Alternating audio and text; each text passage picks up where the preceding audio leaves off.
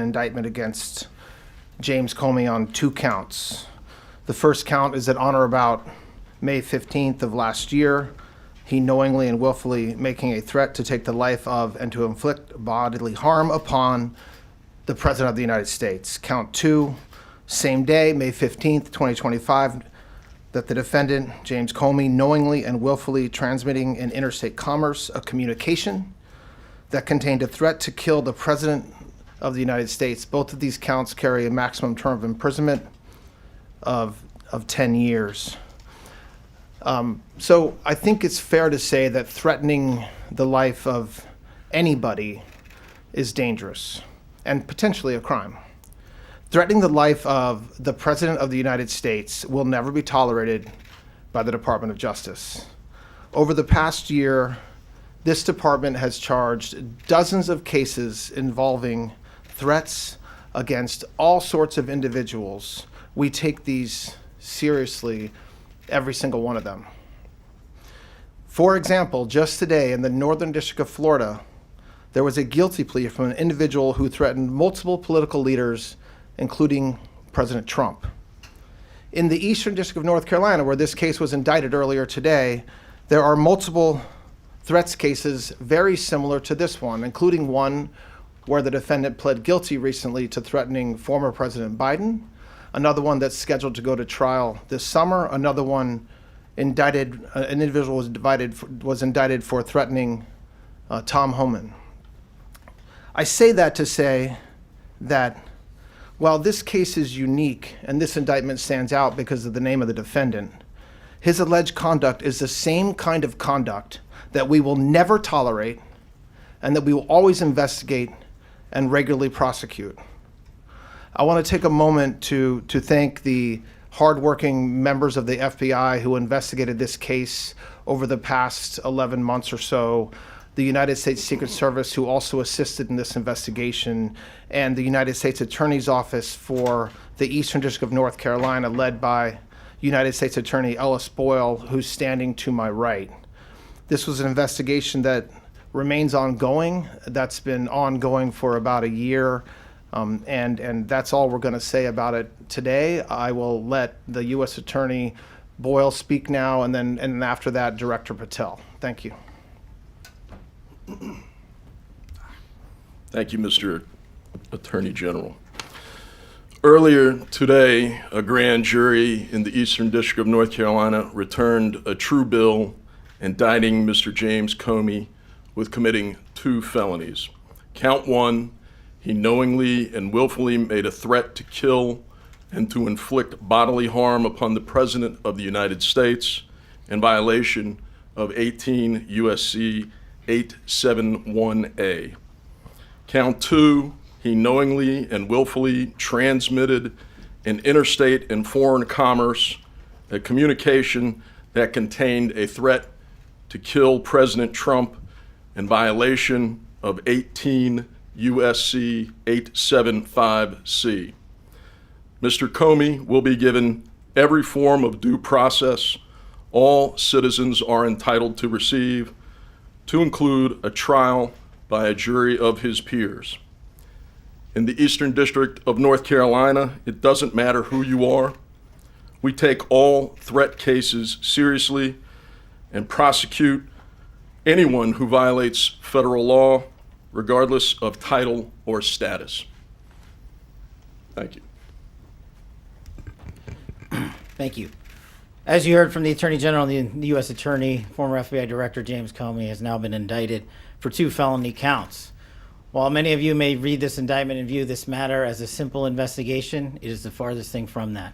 Every single investigation this FBI and our partners at the Department of Justice undertake, especially those that involve the threats to harm or hurt or even kill individuals, whether they hold public office or civilians in our country, are met with the same measure of investigative prowess and tools and personnel in partnership with the Department of Justice as anyone else. As the U.S. Attorney indicated, James Comey will be afforded every matter of due process under the United States Constitution. And as the Attorney General indicated, this has been a case that's been investigated over the past 9, 10, 11 months. These cases take time. Our investigators work methodically. They are career agents, career prosecutors who work these matters. They call the balls and strikes in the field as they see fit pursuant to the facts of the case and the law. They took that information and made a presentment to a grand jury, a jury of peers in the district in which the alleged crime took place, and that grand jury spoke, and that grand jury returned a 2-count indictment against James Comey. James Comey allegedly threatened the life of the President of the United States, and as you all now know, shortly after posting that threat, he deleted that threat and then issued an apology. All of that information was presented to the grand jury, and Mr. Comey will have his day in court and his ability to speak to a jury of his peers. Thank you. Thank you. We'll just take a couple of questions.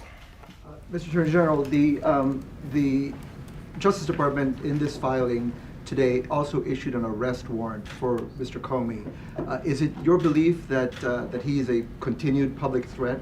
And is there a request also for detention that you anticipate will be made in this case? So the Department of Justice does not issue arrest warrants, grand juries do. And so the grand jury returned an indictment and arrest warrant. I expect that there will be communication with Mr. Comey's counsel, and we'll go from there. This case will proceed like hundreds of others do every year. There will be some sort of arraignment set by the judge or assigned to the magistrate judge, and when that happens, you'll know about it. But in this is being handled differently from the last time he was indicted. That's my reference. In this case, the department requested an arrest warrant, right? Well, I don't think that it's public or clear what the department requested. The grand jury issued an arrest warrant. Go ahead. Yes. Sir, how will you prove intent when, as the director had acknowledged, Mr. Comey said he did not associate 86 with doing harm, and he took it down promptly, said it was political speech, not an intent to harm the president? Well, it's not. This case was indicted today. This conduct occurred about a year ago, May 15th of last year. There's been a tremendous amount of investigation. And how do you prove intent in any case? You prove intent with witnesses, with documents, with the defendant himself to the extent it's appropriate.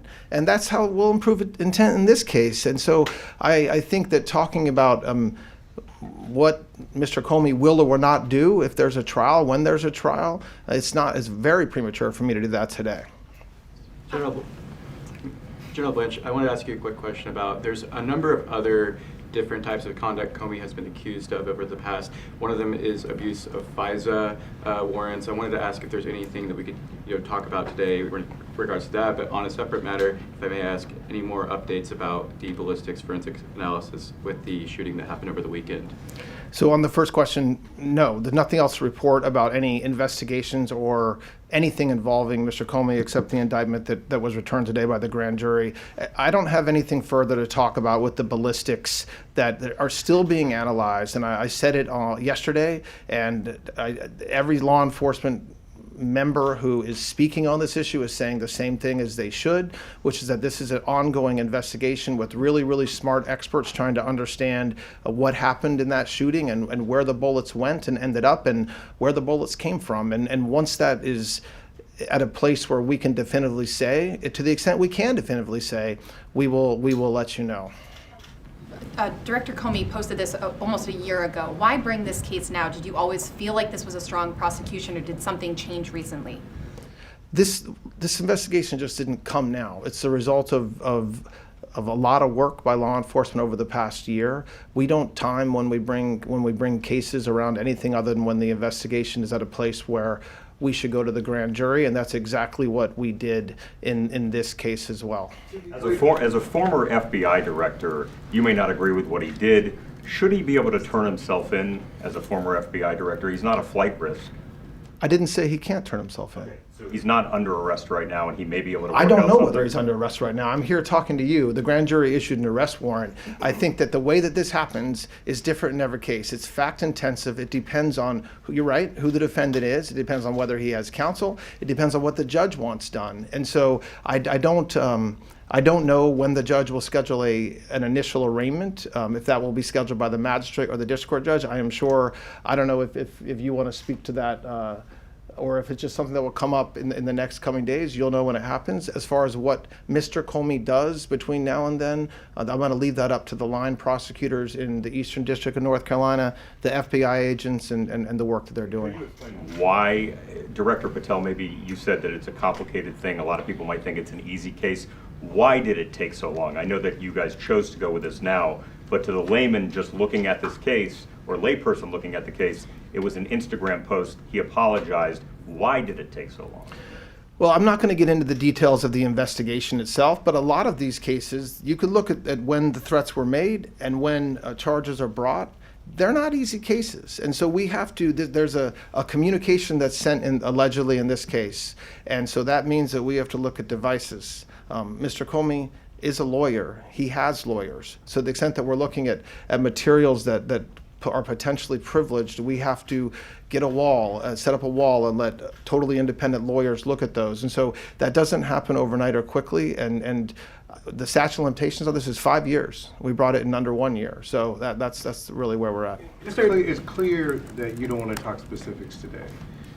But to the American public, can you at least give us a sense of whether you have hard evidence or evidence that shows that Mr. Comey intended for President Trump to be harmed? And then secondarily, for critics who say, where does free speech end and an actual threat of violence begin?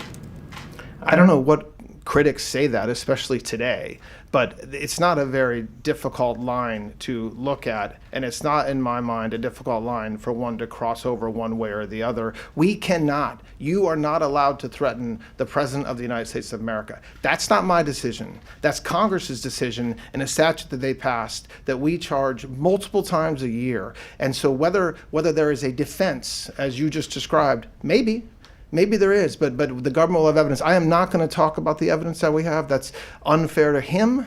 It's unfair to the prosecutors, but it's enough to say that the grand jury returned an indictment. I'm just take one more question. Thank you, sir. Mary Margaret with the Daily Wire. Should we expect more indictments of this sort? For example, in 2020, Gretchen Whitmer did a TV hit with 8645 on her desk in the background. Is that the kind of thing you would pursue? And then just really quickly, should Comey expect to face more charges for his role in the Russia collusion investigations? I'm not going to comment on other investigations involving Mr. Comey. He was indicted in the Eastern District of Virginia. That was dismissed on procedural grounds because of the judge's finding regarding the U.S. attorney. So that case is under appeal. As far as other investigations that are happening, it would not be appropriate or fair for me to comment on that time. As far as other incidents of threats against the President of the United States, those will be investigated. Every case is different. The facts are different. Who makes the threat matters. What the threat says matters. You're right. The question about intent matters, and we have to prove that. That's something that's our job, and that's something that prosecutors will have to do in front of a jury at the right time. But you cannot compare. It's not fair to the American people. It's not fair to the defendant. And it's certainly not fair to the prosecutors to compare, well, if you did it here, why didn't you do it there? Every case is different, but there's one thing that will never be different, which is that you cannot threaten to kill the President of the United States, full stop. All right, thanks a lot, guys. Did President Trump's message to Pam Bondi saying that Comey was guilty as hell influence this prosecution?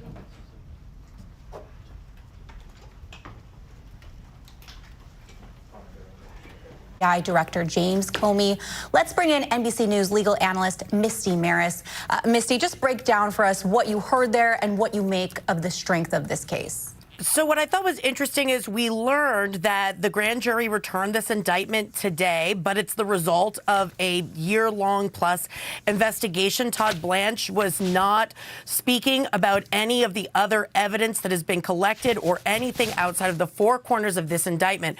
But based on the indictment itself and what we heard today at the press conference, this is going to have a tremendous challenge for the DOJ because of First Amendment protections. They will have to prove, as one of the questions pointed out, that Comey intended to threaten the life of the president. So we may see more come out in the course of what will be potentially going to trial as we see more and more evidence. But now the grand jury also did come back with an arrest warrant. That means there's probable cause. And You know, it's very likely, Mel, that we will see grand jury James Comey in an initial appearance in 24 to 48 hours. That's the timeline generally in this case. Misty, thank you so much. Joining me now is Governor J.B. Pritzker, Democrat from Illinois. Governor, thank you so much for joining us. I'd be remiss if I didn't point out that I am from Chicago, born and raised, but I will not press you on whether the Bears are going to stay in the great state of Illinois. I do want to begin with the breaking news, though, that a grand jury has